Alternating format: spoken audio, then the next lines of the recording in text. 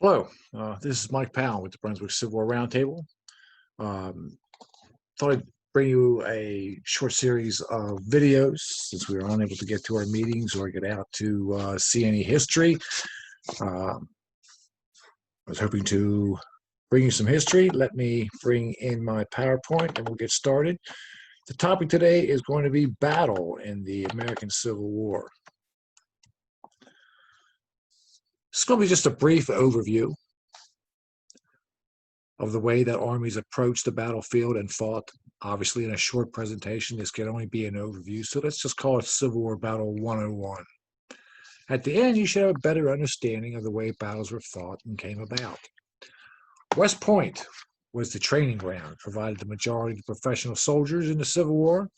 Class of 1846 is one of the best known and produced Thomas Stonewall Jackson, George McClellan, A.P. Hill, George Pickett, Dabney Maury, and many others who served in the war. The work of Dennis Hard Mahan who was a professor at West Point. He was prominent. He taught engineering at West Point from the year he graduated in 1824 through the Civil War to 1871. He had expertise in strategy, tactics, and military fortifications. He stressed the use of entrenchments, and as we will see, his lessons were well learned. Mahan was the father of the noted navalist Alfred Thayer Mahan, whose book, The Influence of Sea Power Upon History, proved so influential in the run-up to World War I. However, the curriculum was less geared to military studies than you might think. There was little study of the great campaigns of Alexander or Napoleon. It was more technical, focusing on engineering, artillery, maps. The tactics taught, though, were based mostly on Napoleonic warfare. Weapons had not changed a great deal since 1815, so the principles and tactics remained the same for the most part. Lee's victory at Chancellorsville, his most impressive in my mind, was also the most Napoleonic. Splitting his army to achieve a concentration on Hooker's right flank is a classic example of Napoleonic warfare. And in 1861, men marched into the mouths of cannon shoulder to shoulder, just as they had done 50 years earlier. First, we must determine what is the objective of our strategy. Is it battle, to bring superior firepower to the point of conflict at a particular time and in a particular space? Before you put your men on a march, you have to decide what's his objective. Are you seeking combat with the enemy's army, or are you trying to capture and occupy a geographic position, which is the ulterior object? Early in the war, the "On to Richmond" cry is an example of that strategy. Sherman's campaign from Chattanooga to Atlanta is also an example of that strategy. Sherman always pressing around Johnston's flank to get to Atlanta, forcing Johnston to fight on ground that is less than favorable to him and forcing Johnston to attack Sherman, who preferred to fight on the defense. Not so with Grant in the 1864 campaign after he came to the Eastern Theater in March of '64. Richmond was his target. By moving on Richmond, he forced Lee to fight him. The difference between Sherman and Grant was not afraid to go on the offensive, and most of the battles fought then, Grant was the aggressor. By merely capturing Richmond, it would not have removed the real threat, and that was Lee's Army of Northern Virginia. There was little reason to believe that the Confederacy would surrender if Richmond fell. But if you defeat Lee's army, you can walk into Richmond. The threat is eliminated. Getting men and supplies from the base to the point of battle, or the geographic objective, is in the realm of logistics. The logistics bumper sticker could be disperse on the march, concentrate for the fight. Dispersing on the march, the lines of communication, accomplishes several things. By marching on several roads, it masks your true identity, your true objective. Armies are vulnerable on the march, and an army on a march would spread for many miles. The longer the line, the more vulnerable they were. Using several approaches is easier to defend than the one road for the entire force. If the army is living off the land, using several approaches opens up more country for them to feed on.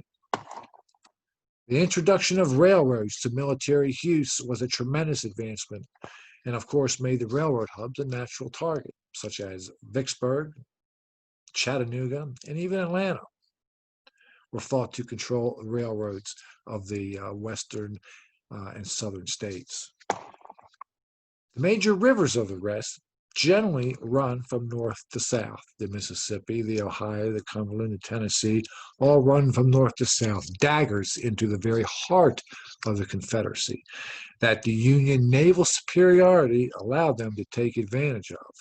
Union forces could march along the river, be supplied by the Navy, and protected by their guns. The major rivers in the East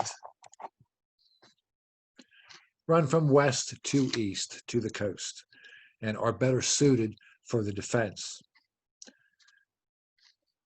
The proximity to the coast was the main advantage of for the Union forces in the Eastern Theater. Their Navy could supply them.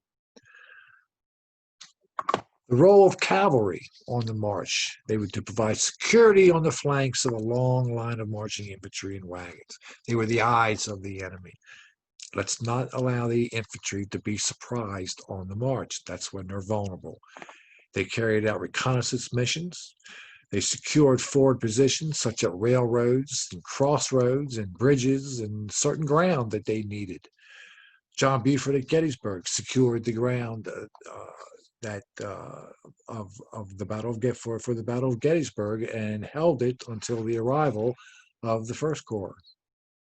They were to protect the Union lines of communication between the base and the army and their supplies. They were to keep prying eyes away from the march and away from determining where your army was headed. Cavalry was effective in riding operations against enemy lines of communication and played an important role in the war, but just not on the battlefield as they had in the Napoleonic Wars.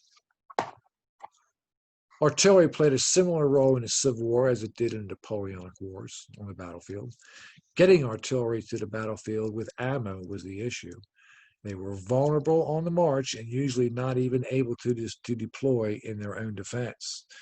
Here we see the organization of the Army. Basically, it was broken down, and regiments were broken down into companies.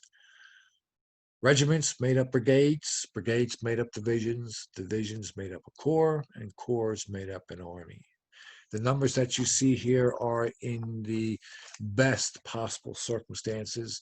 The numbers varied throughout the war wildly, and particularly at the end of the war when some Confederate divisions supposed to have 8,000 men had less than 1,000.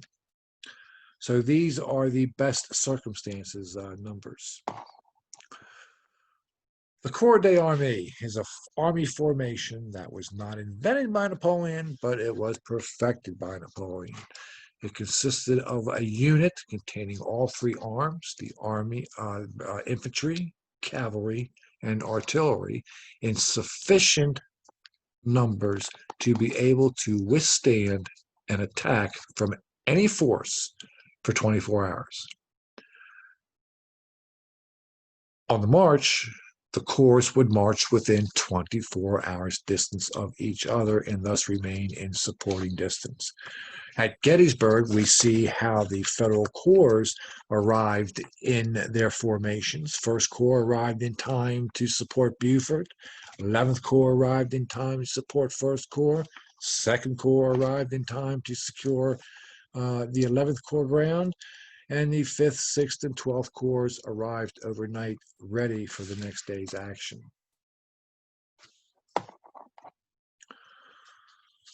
So you've chosen a battle. Are you going to fight on the offense or the defense? If you're going to fight on the offense, reconnaissance is vital. Your maps are vital. Intelligence is vital. If there are mountains involved, you have to determine which is the geographic summit and which is the military summit. That's two different elevations.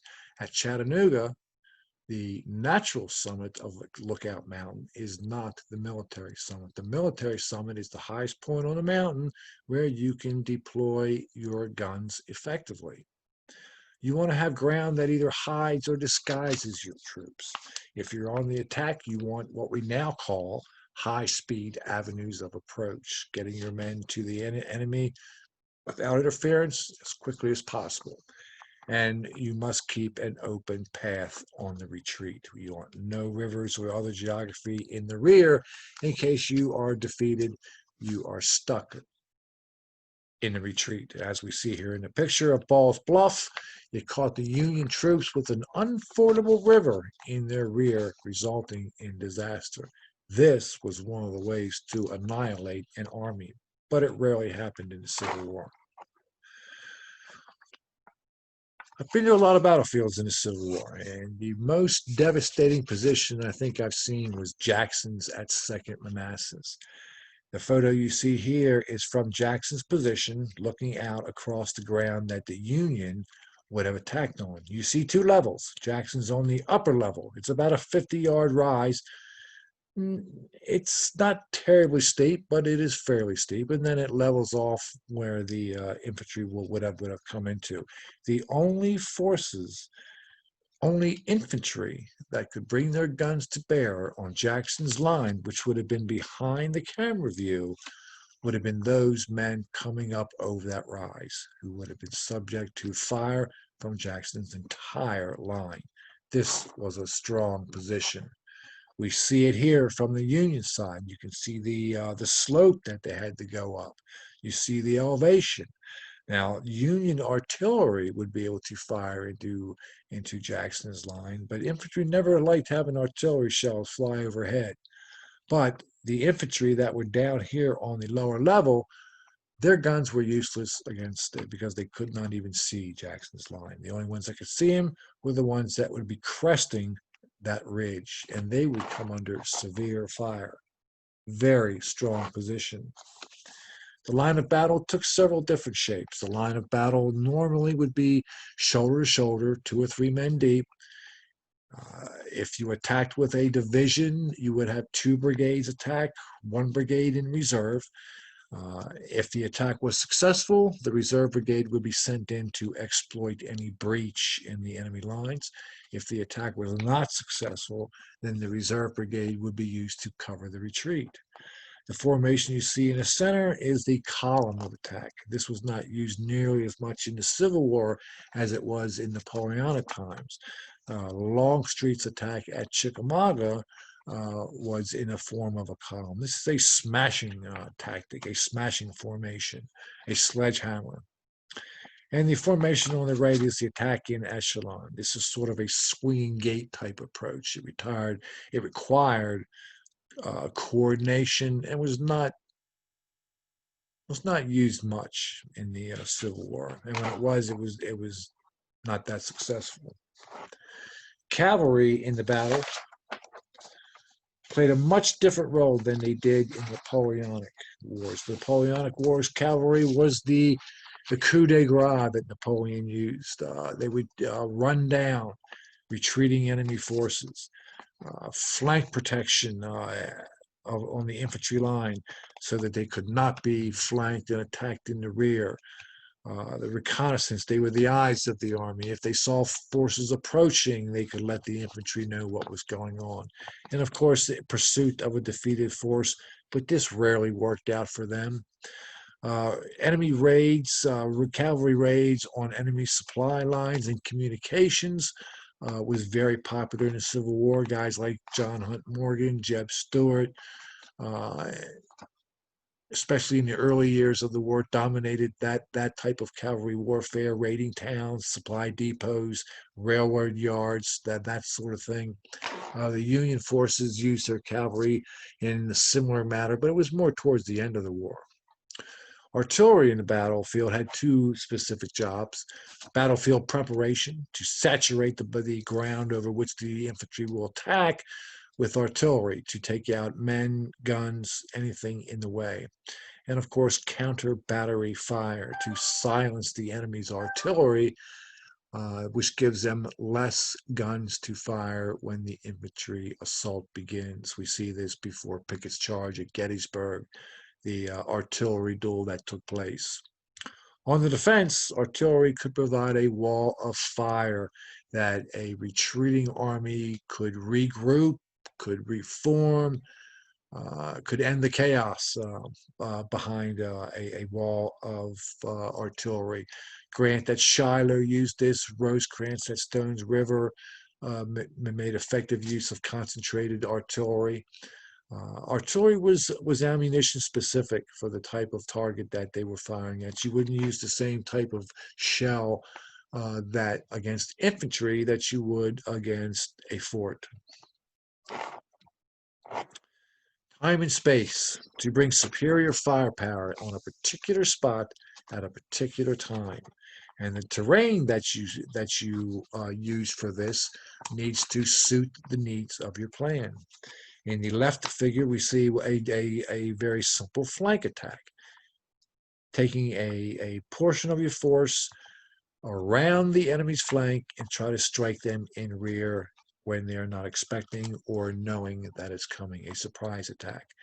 Getting from your position in front of the enemy line to the position on the flank of the enemy line takes a certain kind of terrain so that you can disguise and hide your force so that the defending forces don't know what you're doing. If they see you coming on the flank attack, they can adjust relatively easily to it. The diagram on the right is the direct frontal assault. This was most common during the Civil War. It took little coordination comparatively, open ground. It was fairly cut and dry stuff. On the defensive, early in the war, men would dig their shallow holes, their rifle pits. They would stack stones, as we see here at the Innes House at Marie's Heights in Fredericksburg. And the longer that they stayed on these positions, the more complex the fortifications became. We see gabion on the right-hand side, which are like wicker baskets almost, made up of branches filled with dirt. And on the bottom left of the picture, we see chevaux de frise, which are these spiked rails. These are defensive weapons that have been around for centuries and used effectively. If infantry stayed long enough, they built blockhouses, which they could both live in and fight from. Most of these would have built along the railroads to protect the railroad lines, the bridges, and other strategic points. You put a gun inside there, infantry to fire through rifle slits, and it could be a fairly effective defense against anything but artillery.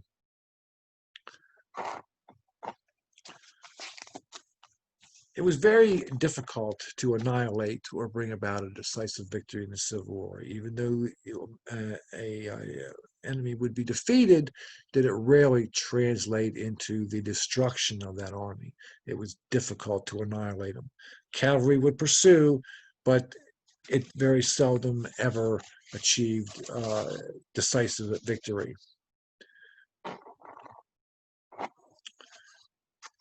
Before 1864, Robert E. Lee in the Eastern Theater had racked up a series of victories. However, they were not decisive victories. The result of most of them was that the Union Army would retreat back to the safety of the forts of Washington, D.C. They would regroup, and then there would be a new on to Richmond campaign, only to go out, be defeated, and repeat the process. In 1864, U.S. Grant arrived in March and would take over the Eastern Theater. He would be a different caliber of general. He would not retreat to Washington, D.C., even though he did suffer defeats in his overland campaign. He always pursued Lee's army. He always pursued a battle. He always wanted to bring Lee to terms on the battlefield. And this is what eventually brought about the end of the war. Lee simply could not replace the men the way that Union forces could. As horrendous as battle casualties were in the Civil War, disease killed more people.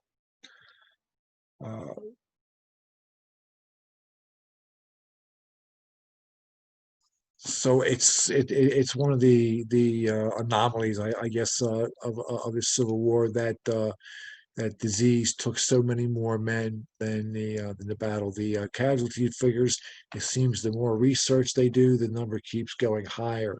For decades, it was 620,000. Now I believe it's up to 740,000.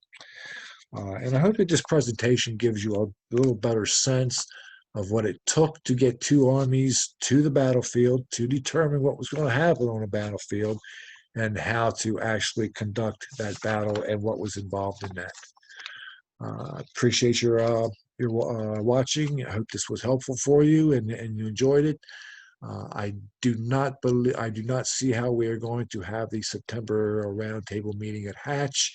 Will Green, who was our speaker, has agreed to do a Zoom presentation for us on 7 p.m. on the night of our regular meeting, and watch the Facebook and the web page and your emails, and we will get the details out to you. Thank you, and I hope you appreciate it. I hope you enjoyed it.